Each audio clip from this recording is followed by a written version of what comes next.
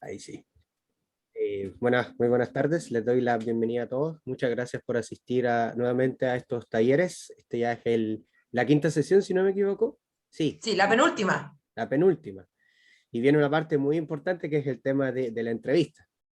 Así que, bueno, les agradezco mucho por haber participado en esta actividad. Esperamos que esto empiece a ser una constante en la facultad y no sea algo solamente aislado.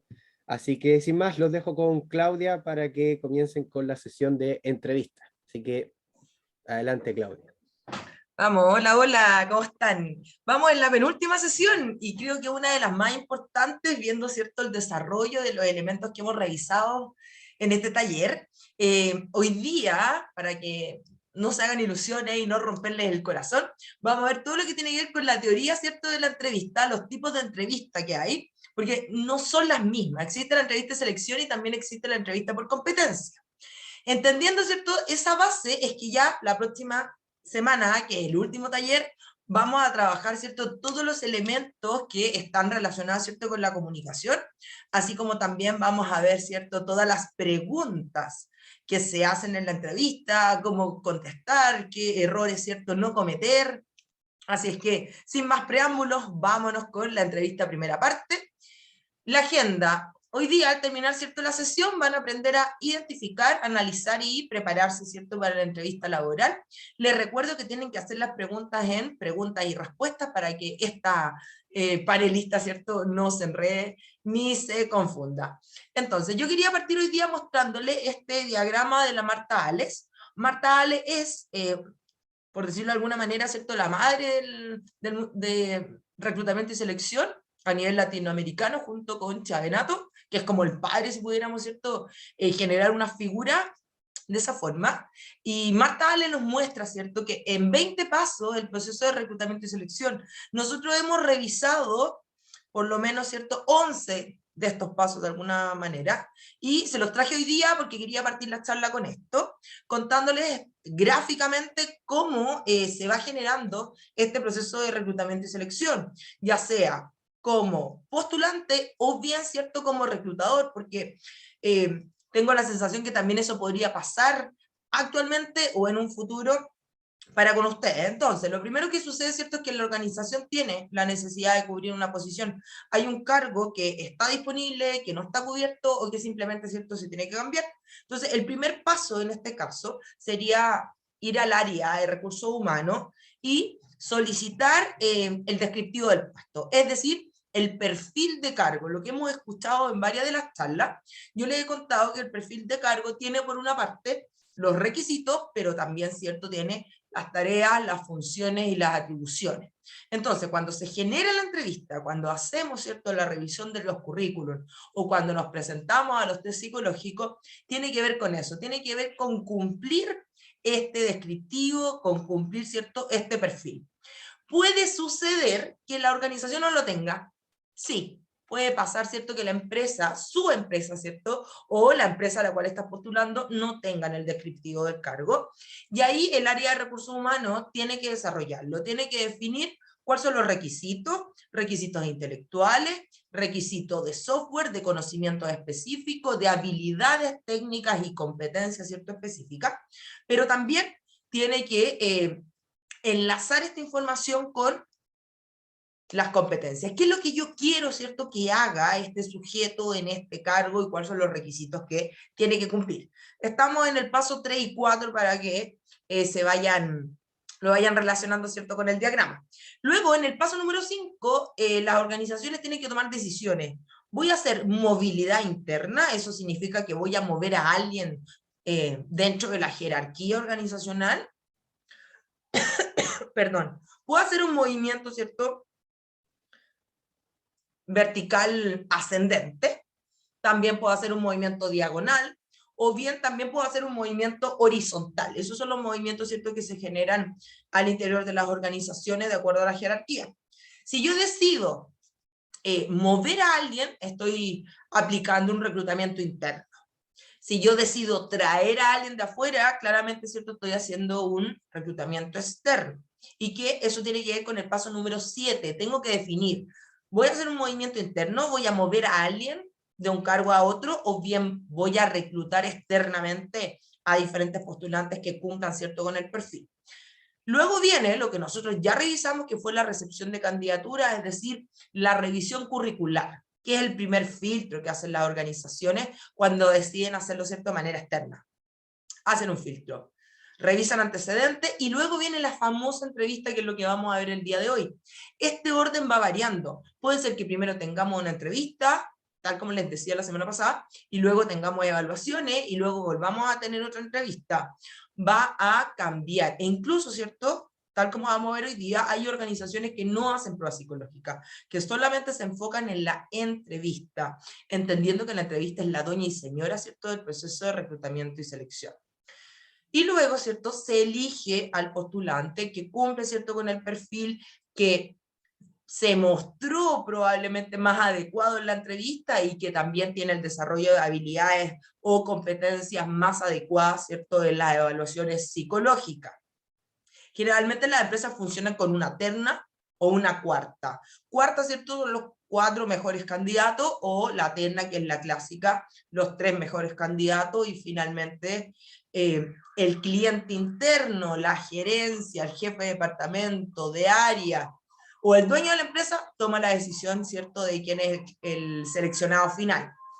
Usted es el seleccionado, o usted, ¿cierto?, es quien toma la decisión. Se genera una negociación. Hay que negociar con el postulante, se hace la oferta por escrito, o en este minuto, ¿cierto?, la oferta vía correo electrónico, donde se le expresan las condiciones laborales, el sueldo, los horarios, etcétera. Y lo que hablábamos la charla anterior, en el paso 18, que debiese ser obligatorio, pero ya nos hemos dado cuenta que efectivamente no lo es comunicarle, ¿cierto?, al resto de los postulantes que quedaron fuera del proceso. No cuesta nada, lo conversamos, es enviar un correo electrónico o realizar una llamada para informarte que efectivamente quedaste fuera del proceso. Y luego, ¿cierto?, ya comienza el proceso de admisión y con el proceso de inducción. Algunas organizaciones, ¿cierto?, algunas empresas realizan este entrenamiento que puede durar un día, que puede durar 2 días, 3 días, 5 días, inclusive, ¿cierto?, más de una semana, dependiendo de las responsabilidades del cargo. Dentro de todo este proceso, ¿cierto?, es que está nuestra querida entrevista, que es lo que vamos a ver hoy día. Se los traje porque yo se los había estado contando en las charlas anteriores, pero dije ya, sí, se los quiero mostrar, quiero que vean, ¿cierto?, cómo funciona el proceso de reclutamiento y selección que hemos estado conversando y que hemos estado detallando, ¿cierto?, todas estas semanas. Entonces, vámonos a lo que nos convoca, que es la entrevista laboral. Efectivamente, desde mi experiencia, ¿cierto?, y desde mi expertise, es que la entrevista es el elemento más importante. La entrevista marca, ¿cierto?, si tú continúas o no en el proceso de selección. Vamos a ver dentro de esta semana, en la que sigue, ¿cierto?, cuáles son los elementos que evalúan la entrevista, entendiendo que hay una entrevista de selección y hay una entrevista por competencia. Hoy en día, ¿qué es lo que más se usa? La entrevista por competencia. Por lo tanto, en eso nos vamos a enfocar. También vamos a entender que la entrevista es el primer contacto directo que tiene, ¿cierto?, el postulante con la organización. Y en ese sentido, no existen las segundas oportunidades. La primera impresión es la que vale.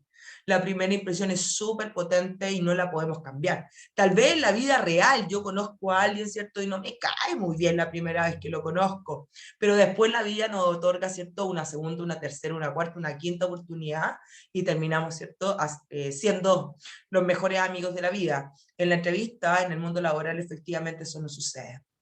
La primera impresión no la podemos cambiar, por lo tanto, tal como vamos a ver la próxima semana, hay muchos detalles que uno tiene que cuidar, entendiendo que la comunicación se da en 3 niveles, desde lo verbal, lo no verbal y lo paraverbal. Y sabemos que cada uno de estos niveles comunicacionales, ¿cierto?, tienen un porcentaje distinto. Desde ahí que las palabras que utilizamos solamente son un 7% de la comunicación. Lo no verbal, nos vamos a dar cuenta que es lo más importante, es decir, un 68%. Y el resto que nos queda, ¿cierto?, que es el 25%, es lo paraverbal, que tiene que ver con la entonación, el ritmo, el volumen, los silencios, las pausas que utilizamos, ¿cierto?, al momento de expresarnos. Todo eso se conjuga, ¿cierto?, en esta primera impresión que no podemos cambiar. Pero también hay que dejar súper claro que la entrevista, al igual que todo el proceso, ¿cierto?, de reclutamiento y selección, es una situación subjetiva, muy potente por parte del reclutador, porque puede ser que tú seas el candidato perfecto o la candidata, ¿cierto?, perfecta para el cargo, pero puede ser que te pareces a alguien o no me gusta la forma como te expresas o cómo te mueves, y eso a mí como reclutador, ¿cierto?, me hace ruido y lamentablemente te dejo fuera del proceso. Solo por eso, aunque sea, ¿cierto?, el candidato o la candidata perfecta que cumpla con todo. Una consulta. En los procesos de selección me han preguntado si tengo alguna discapacidad física, a la cual me cuesta responder. No sé si me puede jugar en contra o no. En estricto rigor tengo miopía y astigmatismo, lo que podría catalogarse como discapacidad visual. Conviene decirlo, y lo otro que me preguntan es que si tengo carnet de discapacidad, a la cual respondo que no. Te hago la pregunta de vuelta. ¿Tienes carnet de discapacidad? Porque por lo que yo sé, ¿cierto?, la miopía, ¿cierto?, y el astigmatismo no entra dentro de la categoría de discapacidad. No es invalidante, ¿cierto?, al momento de ejercer el trabajo. Contéstame si tienes carnet. Me imagino que no. Porque en estricto rigor, usar anteojos no es parte de una discapacidad visual. Y no tendría que ser tampoco, ¿cierto?, una limitante para poder ejercer tu profesión. No tienes carnet, por lo tanto no entras, ¿cierto?, en la categoría de persona con discapacidad, o discapacitado o discapacitada, ¿cierto? Cuando te preguntas si tiene alguna discapacidad, nunca lo ha sacado, pero lo necesita, el doctor le ha dicho, usted necesita, usted entra en la categoría de discapacitado o discapacitada. No, entonces no. Mi mamá también tiene astigmatismo y miopía desde los 30 y no está dentro de la categoría, así que ojo con eso. Cuando nos hablan, ¿cierto?, de alguna discapacidad, tiene que ver con otra condición, ¿cierto?, que no nos habilita para poder ejecutar el trabajo, para poder ejecutar, ¿cierto?, lo que nos solicitan. ¿Ya? No sé, por ejemplo, que utilices silla de rueda o que te movilices, ¿cierto?, con el uso de bastón. Ahí podríamos decir, ¿cierto?, que dependiendo del trabajo podrías encontrarte, ¿cierto?, con dificultades, pero astigmatismo y miopía no entran en esa categoría. ¿Ya? Entonces, es complicado, ¿cierto?, entender que este proceso es subjetivo, es particular y que el reclutador, ¿cierto?, mira con su prisma particular. Lo que sí tenemos que entender que efectivamente hay muchas empresas que solamente se basan en la entrevista y que no aplican ningún otro tipo de prueba. Y que la entrevista, ¿cierto?, es, yo le digo, el corazón del proceso. Y sabemos, ¿cierto?, que este corazón es una conversación entre dos o más personas, porque puede pasar que tu entrevista no sea individual. Y ahí vamos a hablar que existe la entrevista panel, donde hay un postulante y de 5 o de 3 a 6, ¿cierto?, reclutadores, entrevistadores, y eso generalmente aplica cuando uno postula un cargo importante. A mí me ha pasado, yo he estado, ¿cierto?, en entrevistas donde hay 6 personas entrevistándote, mirándote al mismo tiempo, tratando de identificar, ¿cierto?, en qué te equivocas o tratándote, ¿cierto?, de ponerte más nerviosa o nervioso. Ese tipo de entrevista se utiliza, pero va a depender, ¿cierto?, del cargo al cual estemos postulando. Les puede pasar. Y ahí la pregunta principal es, ¿a quién miro? ¿A quién miro si tengo 6 personas, ¿cierto?, que me están entrevistando? ¿A quién miro? Miro a la persona que me está preguntando. A la persona que me está preguntando la miro. ¿Ya? Y al resto igual le presto atención, ¿cierto? Y hago contacto visual. Es súper importante hacer contacto visual en una entrevista. El mirar para abajo, el mirar para arriba, el mirar para el lado, es un símbolo de, una, de nerviosismo, otra, de que podría ser una persona que no da confianza. Tal como hablamos en algún momento, el tema de la impecabilidad, mientras más impecable tú te veas, más confianza genera. Aquí sucede exactamente lo mismo. Es fundamental, ¿cierto?, establecer contacto visual con el entrevistador. ¿Ya? Entonces tenemos entrevista panel, la clásica que es 1 a 1, un entrevistado y un reclutador, y también tenemos las entrevistas grupales. Y las entrevistas grupales tienen una lógica bastante extraña, por decirlo de alguna manera. Hay varias formas de aplicarla. Podemos hacer una entrevista grupal donde están todos sentados, ¿cierto?, en una mesa redonda, donde está el reclutador y los postulantes, y el reclutador, ¿cierto?, plantea una pregunta del área, del rubro, y invita a cada uno de los postulantes a preguntar. Esa es una forma. Hay otras formas bastante extrañas que implican dejar al grupo de postulantes y que el reclutador mantenga la distancia de una consigna y los invite, por ejemplo, a ponerse de acuerdo. Por ejemplo, nosotros somos 84 y estamos todos postulando, y viene el entrevistador y nos dice, miren, hay 80 salvavidas y hay un bote para escapar. Y plantea todo un escenario, porque hubo un tsunami, entonces hay que arrancar de una isla y hay un bote con 80 salvavidas. ¿Quiénes son los 5 que se quedan afuera y por qué? Y en ese sentido, en ese tipo de entrevista, lo que buscan son competencias particulares. Competencias de liderazgo, competencias de comunicación, por decir alguna. Esas son como las más extrañas. Son bastante extrañas ese tipo de entrevistas grupales. Lo divertido, entre comillas, para el reclutador es que uno observa a la distancia cómo la gente se pone de acuerdo y decide a quién dejar afuera y por qué. Y siempre que hay alguien afuera, hay otro que es una nave espacial y que el planeta va a explotar, por lo tanto tienen que salvar al mundo, y cada uno de ustedes es una profesión distinta. ¿Cuáles son las profesiones que se van y cuáles son las profesiones que se quedan en este mundo que va a explotar? También. Lo que se ve, ¿cierto?, son habilidades transversales, habilidades, ¿cierto?, blandas, entre comillas, y ciertas competencias para ciertos cargos. Entonces, tenemos 3 tipos de entrevistas generales, en todas ellas, ¿cierto? Cada uno de los participantes tiene un rol, uno de los roles, ¿cierto?, es el postulante y el otro rol es el entrevistador, en un tiempo determinado y con diferentes, ¿cierto?, y específicos temas a tratar.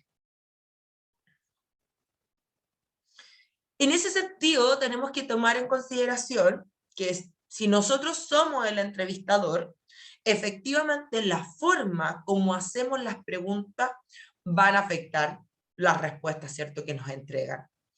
En ese sentido también es que yo como postulante, la actitud y la forma, ¿cierto?, que tiene el entrevistador de hacerme las preguntas también va a condicionar la forma como yo conteste. Si yo considero, por ejemplo, que el tono de voz del entrevistador no es amable, que es agresivo, y puede ser que no lo sea, pero yo lo percibo de esa manera, me voy a poner a la defensiva y voy a contestar, ¿cierto?, lo mínimo. Por eso, para que una entrevista sea exitosa, ya seamos el entrevistador o seamos el postulante, habilidades básicas como el saber escuchar, el poner atención al otro. Y ahí entran, ¿cierto?, nuestras habilidades transversales. Otro de los elementos, ¿cierto?, que afecta la respuesta que podemos tener del postulante es que yo como entrevistador tengo que formular preguntas de tal manera que sean fáciles de comprender. Si yo no tengo la certeza que el postulante maneja ciertos términos, ciertos técnicos del área del rubro, ¿será adecuado preguntarles con tecnicismos? Probablemente no. Y viceversa, si yo soy el entrevistado, si yo soy el postulante y quien me está preguntando no es del área, ¿será adecuado que yo solamente conteste con tecnicismos? Probablemente no. En ese sentido, uno tiene que tener esa capacidad mágica de identificar si a quien tengo al frente es del área de recursos humanos o vienes del área técnica, ¿cierto?, de la organización, porque las respuestas efectivamente van a cambiar. También, si yo soy el entrevistador, yo no puedo formular preguntas extremadamente directas o frontales si no tengo la certeza, ¿cierto? Si no tengo la convicción de que la persona que tengo al frente efectivamente está dispuesta a facilitarme la información que necesito para poder, ¿cierto?, responder o identificar si verdaderamente cumple o no con el perfil deseado. Y en ese sentido es que al comienzo yo no puedo hacer preguntas que inviten, ¿cierto?, que induzcan a mi postulante a eludir las respuestas, o bien que provoquen, ¿cierto?, una actitud negativa. No es tan fácil ser el entrevistador. No digo, ¿cierto?, que sea tan difícil como ser el postulante, porque efectivamente, si usted es una entrevista y no se pone nervioso o nerviosa, sería raro. Yo creo que hasta el día de hoy, a todas las entrevistas laborales que he ido, siempre he estado nerviosa. En algunas más, en otras menos, pero uno está nervioso porque efectivamente la entrevista es como un escáner. A eso voy yo. Es un escáner, te sacan la foto completa de cómo hablas, de cómo te mueves, las respuestas que das, las palabras, ¿cierto?, que utilizas, el cómo te sientas, si mueves o no mueves las manos, todos esos elementos son evaluados en una entrevista. Por tanto, el ponerse nervioso es totalmente normal. Si usted está extremadamente nervioso o nerviosa y el entrevistador tiene experiencia, se va a dar cuenta y le va a decir. Yo lo hago por lo menos. En las entrevistas laborales yo le digo, Andrés, veo que estás extremadamente nervioso. Tranquilo, esta es una conversación, yo solamente quiero conocerte y determinar si cumple o no con el perfil, ¿cierto?, que estamos buscando. ¿Y ahí qué hace el entrevistado? Baja su ansiedad, baja su angustia porque se siente un poco más cómodo y entiende también, ¿cierto?, que el entrevistador fue empático, se puso en su lugar y lo entendió.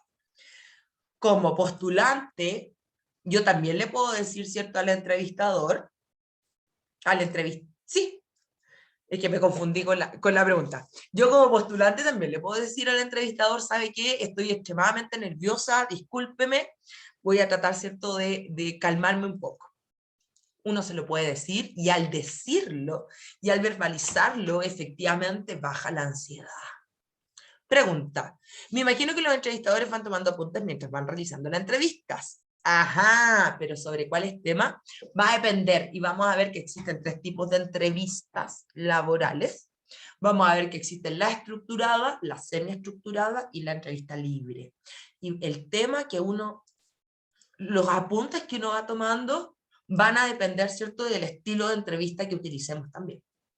Así que esa pregunta te la contesto un poquito más adelante o te va a quedar un poco más clara más adelante en la charla. Entonces, vámonos con la primera entrevista. La entrevista de selección. El común de los mortales, los legos, ¿cierto?, confunden la entrevista de selección con la entrevista por competencia. No existe una única entrevista.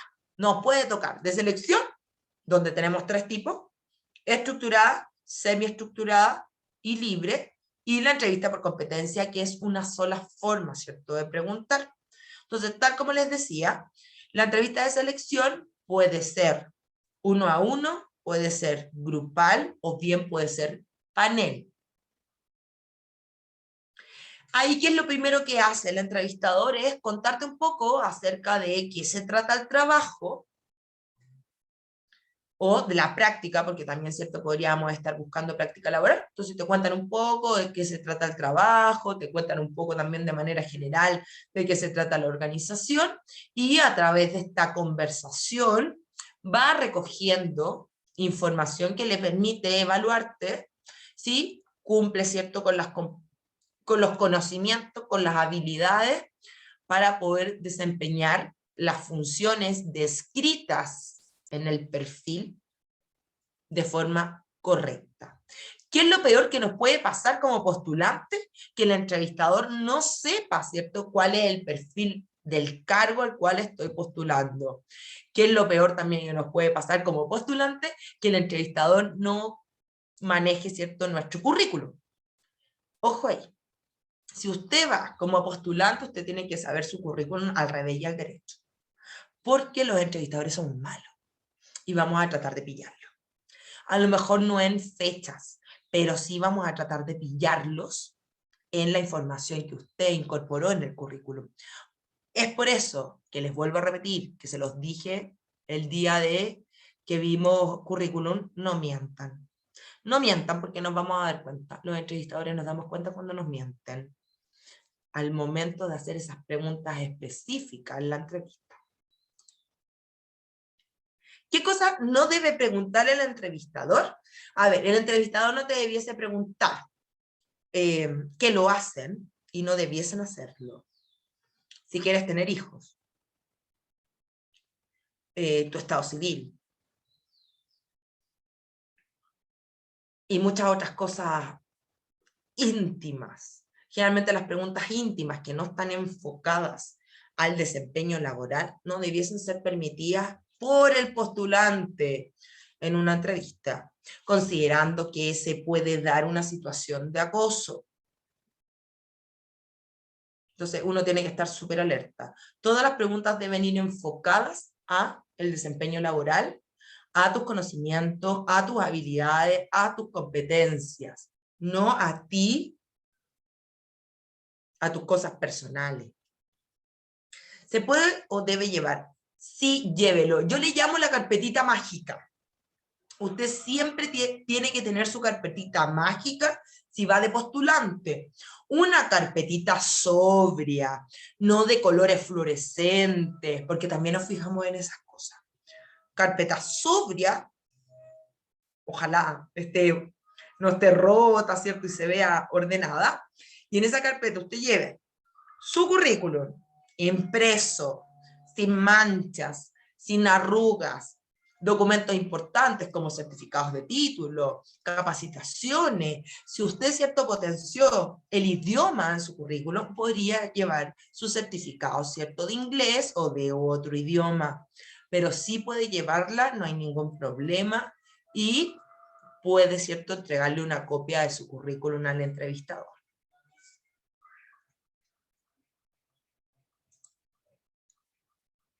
Entonces, primer tipo de entrevista. Pregunta. Ah, ya la contesté. La estructurada. Esta es una clásica, es bastante menos usada, ¿cierto?, que la semiestructurada. Esta entrevista lo que busca es recoger de forma sistemática, precisa, concreta, información respecto al postulante. ¿Cuál es el problema? Que a uno como postulante le puede resultar extremadamente incómoda, porque es como un cuestionario. El entrevistador, que puede ser un psicólogo, que puede ser alguien del área de recursos humanos, o bien que puede ser alguien del área técnica, lleva una lista de preguntas que son realizadas de forma rígida. En la entrevista estructurada yo no te voy a preguntar nada fuera de contexto, no te voy a preguntar nada fuera de formato. O sea, esto está diseñado de esta manera y te voy a preguntar las 10 preguntas que yo ya traje. En ese sentido, si somos el entrevistador, resulta bastante fácil, porque yo lo único que tengo que hacer es repetir esas 10 preguntas a todos los postulantes. Tienen una estructura muy rígida, muy parecida, pero a mí como postulante me puede descolocar un poco si no soy muy cuadrado o cuadradita, que me pregunten un cuestionario en una entrevista. Preguntas. Ajá, no se me adelanten, porque las preguntas vamos a ver hoy día un poquito, las que están relacionadas con competencia, pero las preguntas clásicas de clásicas las vemos la siguiente semana. Y ese va a ser nuestro broche de oro, con eso cerramos. ¿Los certificados puede ser una fotocopia? Sí, no hay ningún problema que tú lleves fotocopia. Es peligroso andar con el documento original. Y es peligroso porque se los puede perder, a eso voy. No, tienes que llevar certificados fotocopiados. Entonces, estructurada, muy cuadrada, una lista de preguntas que se le aplica a todos los postulantes de la misma manera. Después tenemos la clásica. Esta sí que se usa, es la que yo utilizo y que la utiliza, ¿cierto?, el mayor porcentaje, ¿cierto?, de mis colegas. Es una entrevista donde el entrevistador tiene bloques de preguntas, tiene conjuntos de temas y preguntas, ¿cierto?, que le va a aplicar al postulante, que están relacionadas con formación académica, experiencia laboral, habilidades, conocimiento específico, y en función, ¿cierto?, de lo que me va contestando el entrevistado, uno va cambiando. Uno va cambiando el orden de los bloques temáticos, uno va haciendo otras preguntas, uno puede incluir más preguntas. O sea, no es tan cuadrado, ¿cierto?, como la estructurada. La semiestructurada te da mayor libertad como entrevistador, pero también, ¿cierto?, te da un mayor respiro cuando eres el postulante, porque se ve mucho más natural, se ve mucho más humano, ¿cierto?, esta conversación. Esta es la clásica de las clásicas. Yo creo que el 70% de los reclutadores aplicamos una entrevista semiestructurada. Nos damos ciertas libertades, preguntamos de manera específica ciertos temas. Si no me queda claro, voy a volver a preguntar hasta que tu respuesta, ¿cierto?, me clarifique el escenario. Y a lo mejor me voy a quedar ahí y voy a insistir solamente en ese tema particular porque a lo mejor me quedó duda, porque no confío en tu respuesta, porque a lo mejor me di cuenta que me estabas mintiendo. Y voy a insistir, insistir, insistir, hasta que yo como entrevistadora me quede tranquila con la información que me estás entregando. Y por último, la entrevista libre, que yo le llamo la entrevista hippie, y le llamo entrevista hippie porque efectivamente no tiene un orden. No tiene un orden, no hay, ¿cierto?, casi preguntas estructuradas que realizarle al postulante, y los entrevistadores que ocupen este tipo de entrevista creen que al dejar en libertad al postulante te va a entregar mayor información. Generalmente, y aquí les voy a dar el tips, les voy a dar una de las preguntas clásicas de entrevista libre, es cuando uno comienza con, cuéntame de ti. Nada más. Es como si yo a Sebastián ahora le dijera, Sebastián, cuéntame de ti. Pregunta de entrevista libre. Y en base a la respuesta, ¿cierto?, de Sebastián, es que yo voy haciendo preguntas en el camino, sin tener nada planeado, todo sobre la marcha. Esta entrevista hippie es bastante particular. Yo también he asistido, ¿cierto?, como postulante a este tipo de entrevista. Una vez en Santiago me hicieron una entrevista libre, pero me preguntaron cosas extrañas, que hasta el día de hoy no he logrado, ¿cierto?, hacer la conexión de esas preguntas con el cargo al cual estaba postulando. Me preguntaron acerca de si tenía amigos en el colegio, qué me gustaba comer, si creo que esos eran como los bloques principales, bastante particulares las preguntas. Y fue una entrevista libre, fue una entrevista hippie, porque yo me di cuenta que el entrevistador no llevaba, ¿cierto?, un orden, no tenía una estructura de bloques, sino que iba preguntando lo que se le iba ocurriendo en el camino. Pregunta, ¿y qué área sería bueno abarcar para hablar sobre nosotros en esa pregunta? Ajá, ahí se habla de todo un poco en verdad, pero esos tips los vamos a ver la próxima semana. Vamos a ver cada una de las preguntas, las clásicas, vamos a ver también las preguntas más raras que nos pueden hacer, que sean adecuadas, ¿cierto?, al contexto. Vamos a revisar también qué es lo que espera oír el entrevistador, y cómo todo eso, ¿cierto?, tiene que ser una amalgama de mi comunicación en los 3 niveles, más, ¿cierto?, lo que espera oír el entrevistador. Aquí viene la famosa entrevista por competencia, Sí, hay un alto porcentaje de reclutadores que ocupan la entrevista laboral, pero hoy en día está de moda la competencia en todos los ámbitos. Se espera que usted sea capaz de desarrollar ciertas competencias disciplinares y competencias transversales, ¿cierto?, en su formación académica, las cuales, ¿cierto?, deben ser desempeñadas, ejecutadas en el mundo laboral. En ese sentido, es que las entrevistas por competencia lo que buscan es predecir el desempeño futuro del candidato. ¿Por qué? Porque es una entrevista, ¿cierto?, que tiene preguntas sobre conductas, sobre comportamientos específicos. Aquí el entrevistador, ¿qué es lo que hace? Le va a pedir a usted describir una situación que demuestre sus capacidades, sus habilidades, sus conocimientos respecto al cargo al cual está postulando. Como está basado en la competencia, sabemos que tiene 3 pilares. Por una parte están los conocimientos, que es el saber, las habilidades, que es el saber hacer, y las actitudes, que tiene que ver con el saber ser. Conocimiento es lo que usted sabe, las habilidades, cómo aplica ese conocimiento, y las actitudes están relacionadas, ¿cierto?, con las habilidades transversales para poder ejecutar ese trabajo.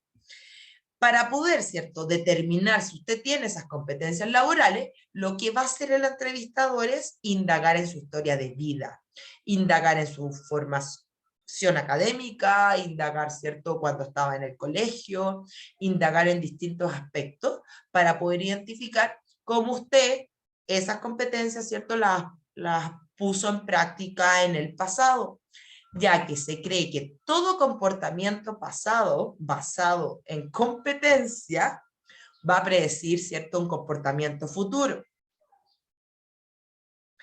¿Qué es lo que yo quiero decir con esto? Lo que les quiero decir es que el entrevistador tiene en su mente que si usted ha sido capaz, ¿cierto?, de ejecutar alguna tarea determinada en el pasado, existe en usted la potencialidad de poder ejecutarla en el futuro. O sea, lo que hiciste en el pasado lo puedes hacer en el futuro. Si en el pasado tú funcionaste como líder, si en el pasado, ¿cierto?, tú fuiste proactivo, si en el pasado fuiste dinámica, fuiste flexible, pudiste resolver problemas, efectivamente lo vas a poder, ¿cierto?, hacer en el futuro, y efectivamente también lo vas a poder desempeñar en el cargo al cual estás postulando.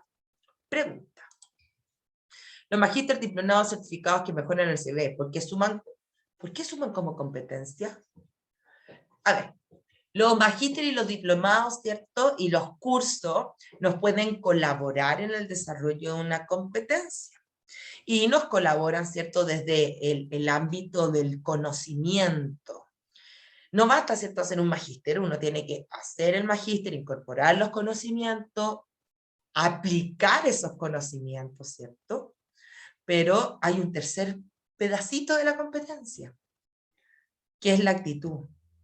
Usted puede tener todos los conocimientos, ser fantástico al aplicar esos conocimientos, pero si usted tiene dificultades en las relaciones humanas, si usted tiene dificultades para comunicarse, si usted no sabe trabajar en equipo, si usted no es capaz de tomar decisiones de manera autónoma para resolver problemas, probablemente va a quedar fuera del proceso. Porque hoy en día, lo hemos dicho, las habilidades son fundamentales. Entonces no basta, ¿cierto?, solamente incorporar nuevos conocimientos, no basta incorporar nuevas habilidades, también es necesario desarrollar, ¿cierto?, las actitudes. Todo ese conjunto nosotros podemos, dependiendo, ¿cierto?, del magíster, del curso y del diplomado, podemos desarrollarlo. ¿Cómo sé cuáles son las competencias que voy a desarrollar en un magíster, un diplomado, un curso? Tengo que ver el perfil.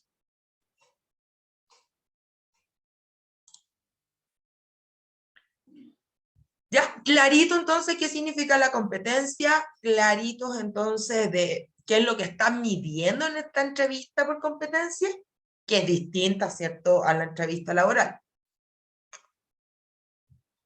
Sí, me parece que sí, si no tendríamos preguntas. Entonces, son distintas las competencias que uno evalúa en una entrevista laboral.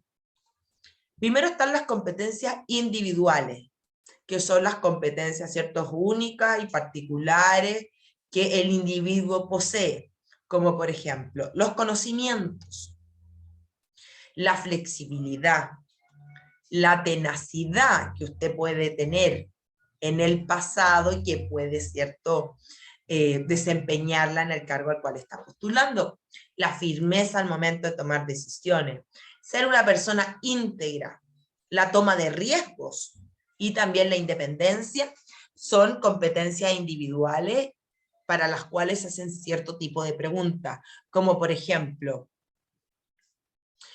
cuénteme de un momento en el pasado, cuando usted se estaba desempeñando como ingeniero, en el cual lo que usted estaba haciendo fue cuestionado. Y ahí el postulante tiene que contar una historia, una situación en la cual yo contextualice, hable de lo que hice y también de las consecuencias que hice. A eso se le llama una estrella, un start. La STAR considera el contexto, el comportamiento y la consecuencia de ese comportamiento.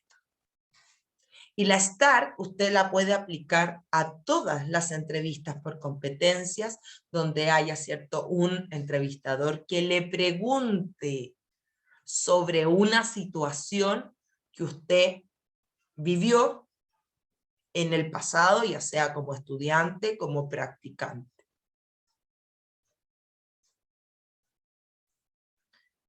Luego tenemos las competencias motivacionales. ¿Y qué es lo que se busca acá indagar? Se busca indagar motivación, orientación a resultados, la energía, la resistencia, ¿cierto?, mental del postulante, la iniciativa y también la capacidad de enfocarse. ¿Cuán disperso soy? Si me desconecto fácilmente, si me distraigo fácilmente, ¿cierto?, en las tareas que estoy ejecutando. Una pregunta podría ser, ¿cuándo fue la última vez que sintió que el trabajo que estaba realizando era muy difícil, pero a la vez, al terminarlo, usted tuvo la mayor sensación de éxito laboral o éxito, ¿cierto?, académico? Siempre que estén en una entrevista por competencia, piensan en el STAR. Contexto, conducta y consecuencia de mi conducta.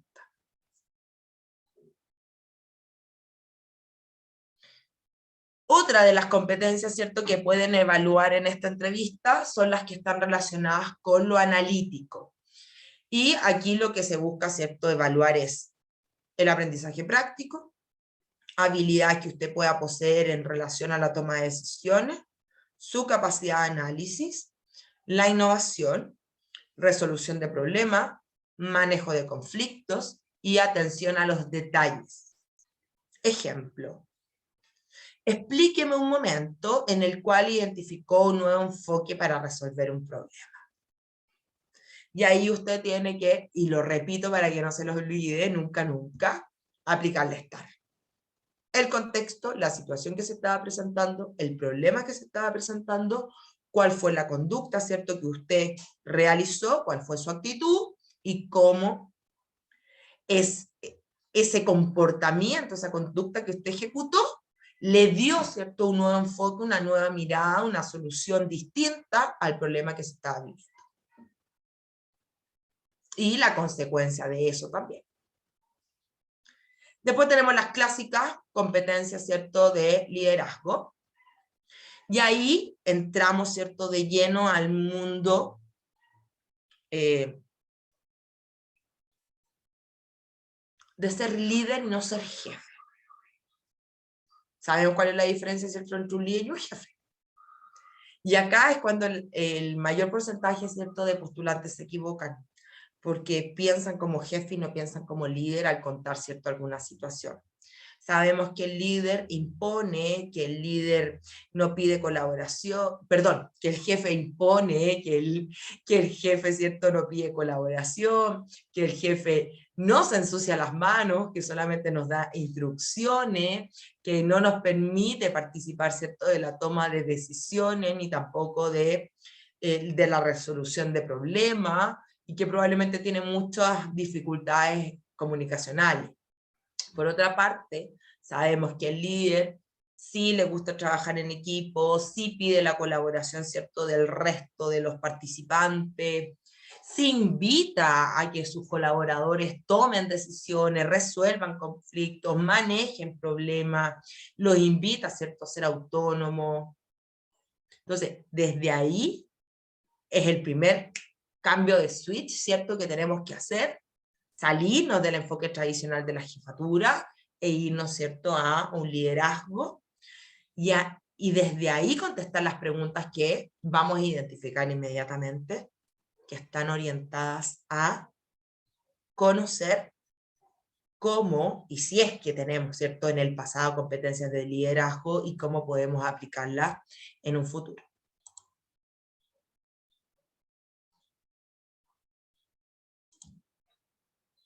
¿Ya? Entonces acá, ¿qué es lo que quieren identificar? ¿Qué es lo que quieren evaluar? Liderazgo, sensibilidad social, si tenemos capacidad, ¿cierto?, de pensar estratégicamente.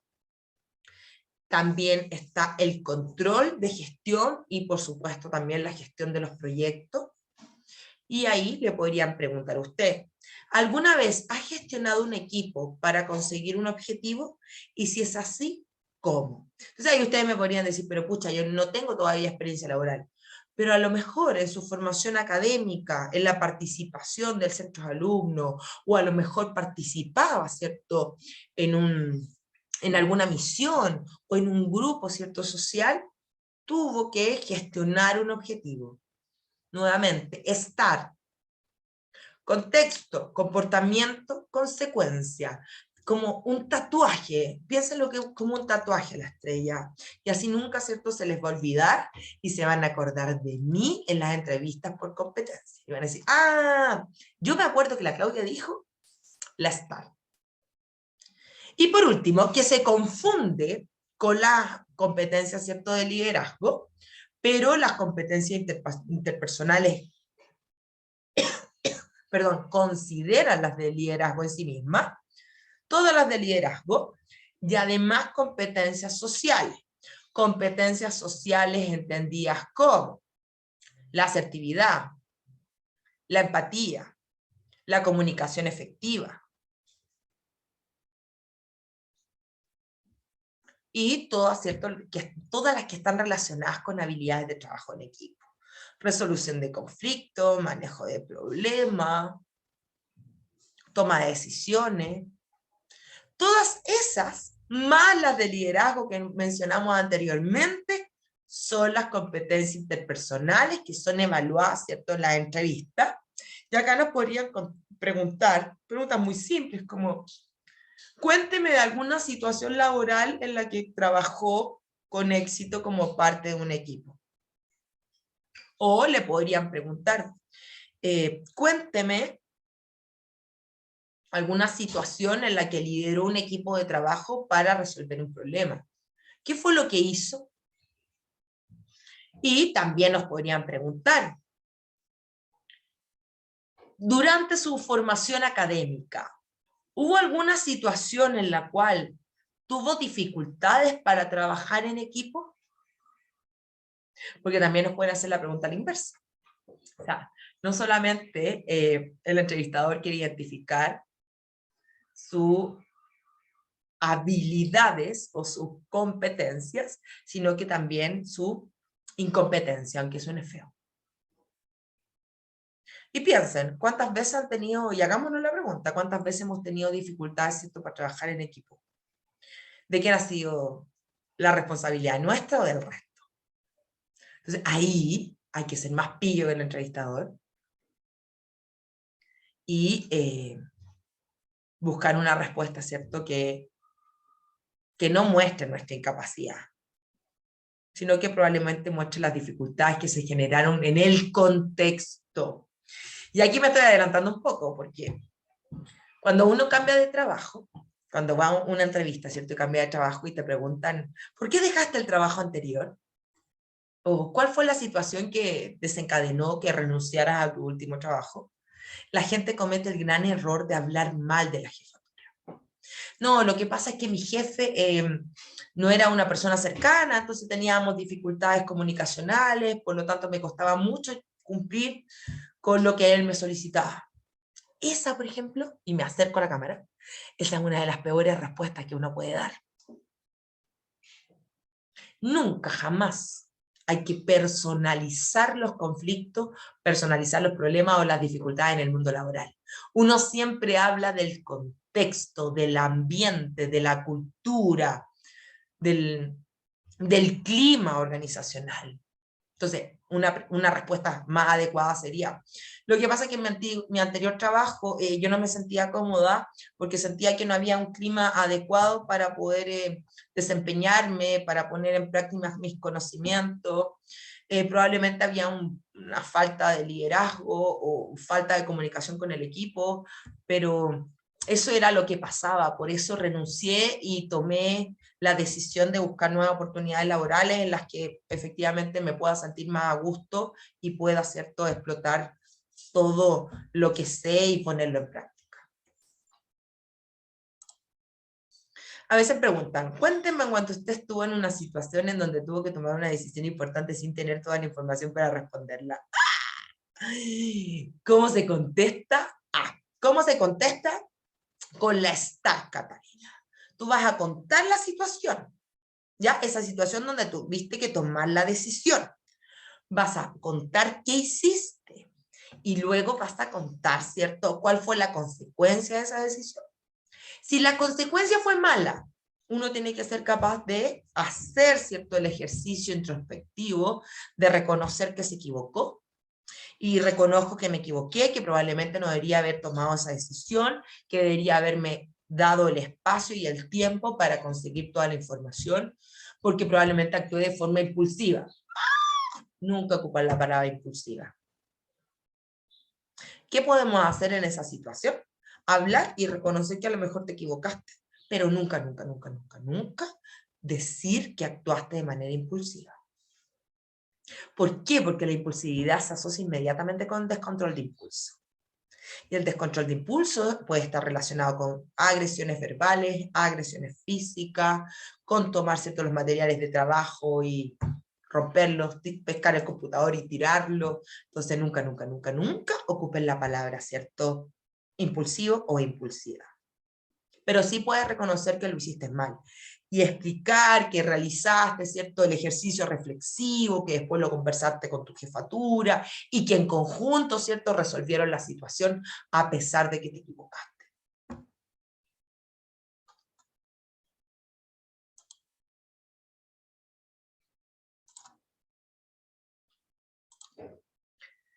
Ya, dudas, consultas, comentarios. Hoy los encuentro extremadamente callados.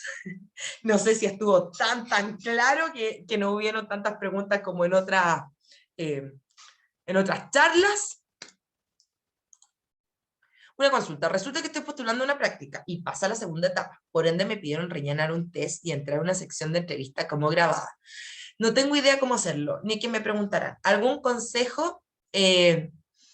Bueno, yo siempre aconsejo ser honesto, ser transparente, no mentir. Javiera, el test, como una tabula rasa, ya sabes que no tienes que buscar por internet. Generalmente si es rellenar un test te van a hacer esas preguntas que son de pares, que hay que elegir, o de la que más te gusta a la que menos te gusta. Una de mis consejos es ser consistente, ser coherente, ¿cierto?, en las distintas respuestas que haga. La entrevista grabada, hay dos tipos, donde tú tienes que grabar un video y hablar acerca de ti, por qué, ¿cierto?, te interesa el cargo, por qué sería un aporte, ¿cierto?, para la organización. Y otra forma es que te manden un set de preguntas y tú tengas que grabarte y contestarlas. No sé si te ayudo.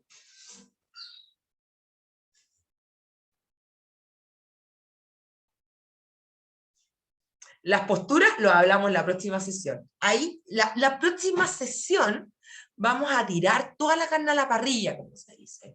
Vamos a hacer de nada, Javiera. Vamos a hacer todo lo que no se debe hacer en una entrevista. Vamos a romper los mitos, les voy a enseñar dónde poner las manos, cómo sentarse, vamos a hablar de vestimenta, vamos a hablar de palabras, cómo causar una buena impresión, cómo causar impacto, porque verdaderamente eso es lo que buscamos, que ustedes puedan lograr, que ustedes causen impacto, un impacto positivo, ¿cierto?, al momento de ser entrevistados.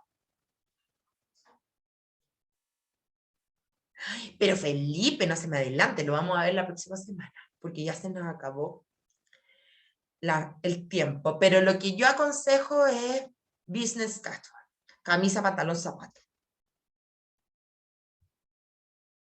Al tiro, Alfredo, te contesto. Le estoy contestando al Felipe primero, sí. Business casual, pantalón, camisa, zapato. ¿Por qué? Y aunque lo vamos a ver la próxima semana, yo siempre le aconsejo a la gente que no ocupe corbata si no le acomoda. Se nota cuando usted se disfrazó.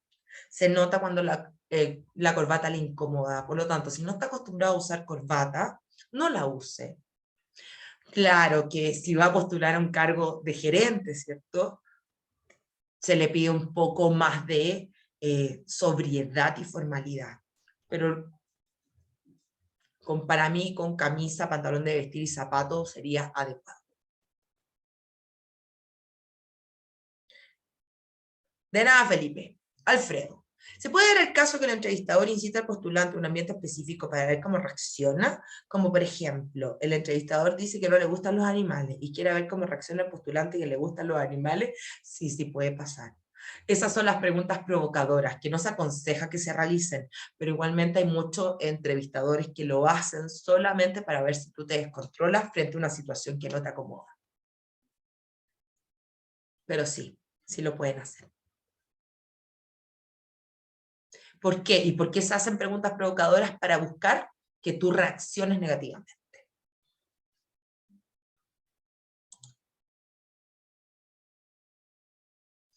¿Alguna otra pregunta respecto a la entrevista de selección o la entrevista por competencia? Sí. En una plataforma de empleo recomiendan hablar de la experiencia laboral en un video. ¿Sirve además hablar de la personalidad, habilidades, competencias? Sí, sí, sí, está súper de moda que uno suba un video, Geraldine, hablando de sí mismo. Sí, efectivamente. Habla de tus conocimientos, piensa en una competencia. Piensa en lo que sabes, cómo lo has aplicado y también, ¿cierto?, las actitudes que has implementado en esta aplicación. En la entrevista grabada, algunas te dan una sola oportunidad de grabar y otras te dan 2 oportunidades de repetir el video. Sí. Depende de la plataforma, porque a veces uno sí se entera de que tú grabaste 3 veces un video. Pero eso puede ser explicado por varias cosas. Puede ser extremadamente perfeccionista, puede ser extremadamente tímido, pero más que si tiene o no importancia saber que subiste 3 veces un video, Catalina, a uno le importa el fondo más que la forma. ¿Qué se podrá responder si te preguntan cosas personales, como si quieres tener hijos? O sea, no debiesen hacerlo, pero efectivamente a nosotras lo hacen. A las mujeres nos preguntan si queremos tener hijos, en mayor porcentaje de lo que lo hacen con los hombres. ¿Qué es lo que he contestado yo, por lo menos? Yo he contestado que en este momento, ¿cierto?, de mi vida todavía no lo he decidido, pero que si lo deseo hacer, lo voy a informar a su tiempo, si es que es necesario para la organización, saber acerca de mis decisiones respecto a la maternidad. Eso es lo que he contestado yo.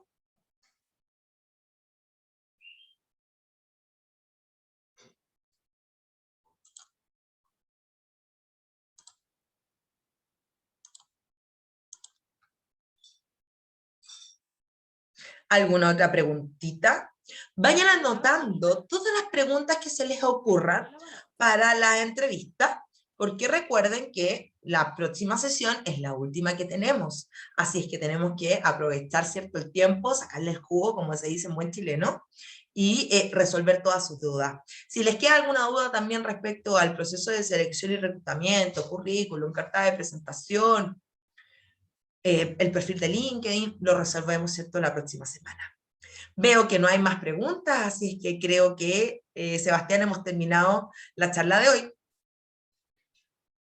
Muchas gracias, Claudia. Estuvo bastante buena. Yo creo que ahora hubo menos preguntas porque en verdad estaba, es un tema, muchas de las preguntas se van a dar, yo creo, en la otra sesión.